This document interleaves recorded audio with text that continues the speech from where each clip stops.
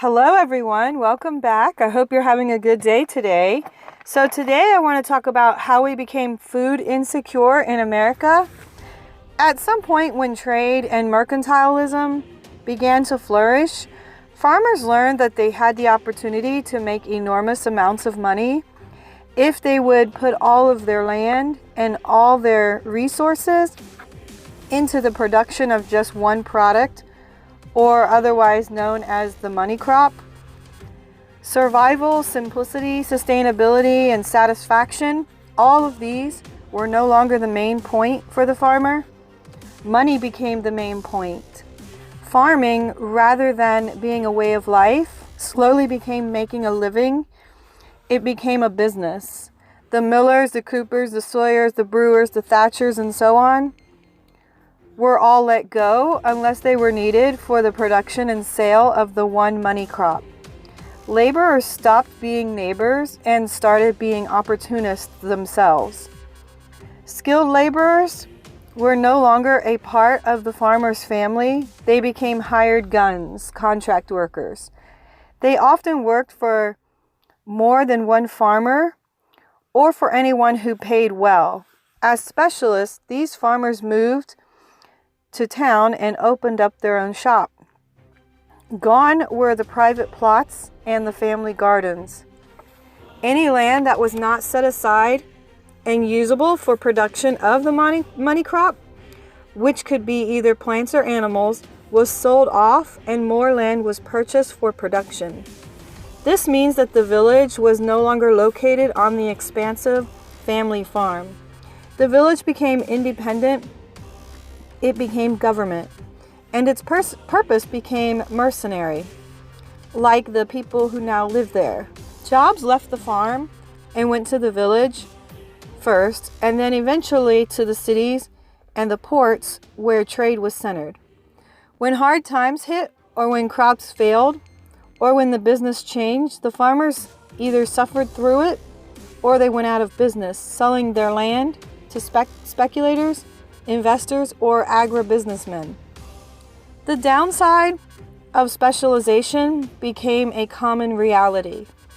Revolving debt became necessary in order to tide the farmer through planting season or through any rough patches.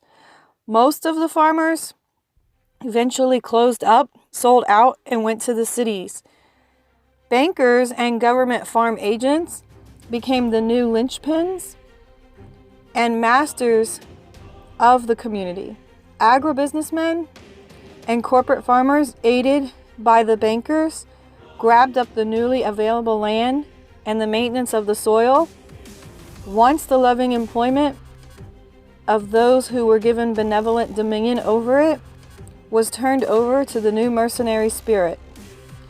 Governments began to learn that under a system of specialization and industrialization, the money crop agribusinessmen had to be kept from failing. So crop insurance and government subsidies were put in place. Government tariffs were imposed to keep the farmer from suffering through the whims of the market. Almost 100% of agribusiness was being run or directed by agents in the governments of the world. As a result, when you meet a man who calls himself a farmer today, statistically, it is most probable that you are meeting a state-sponsored and tax-supported agribusinessman, a government-supported or subsidized hack, not a real farmer.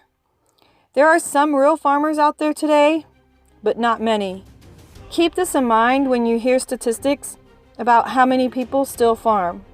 Also keep in mind when someone tells you that some bill or some tax is going to be so-called good for farmers. When people ask what you do, you hear typically, I am a farmer or I homestead. And the difference in the responses are huge. When you say, I am a farmer, almost inevitably, the next question asked is, oh, what do you farm? You see, the money crop system is so widespread that people have trouble conceiving of what the word farmer really means historically. When they say, "What do you farm?" they mean, "What is your money crop?" When we say, "I homestead," there usually is not any answer at all. Usually there's just a slight nodding of the head and a quizzical look, because "I homestead" is an answer that doesn't compute with most people.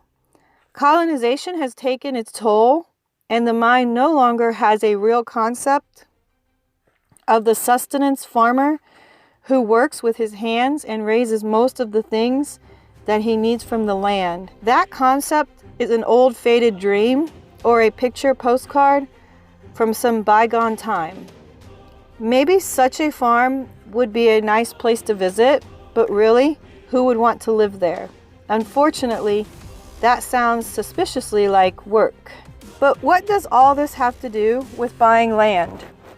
So hopefully you now have a historical concept of what land is and how our understanding of land has changed.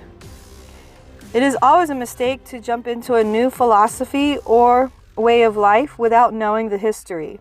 Always remember that history is a lamp by which we may guide our feet.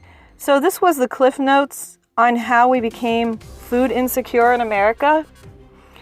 If we want our food security back, we all need to be more active in the food production model. Mark Twain once said, "Land, buy it if you can, because they aren't making any more of it."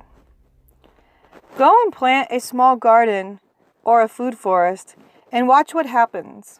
Well, that's it for now. If you enjoyed this video, hit like and subscribe. And remember, a simple life is a beautiful life. Bye.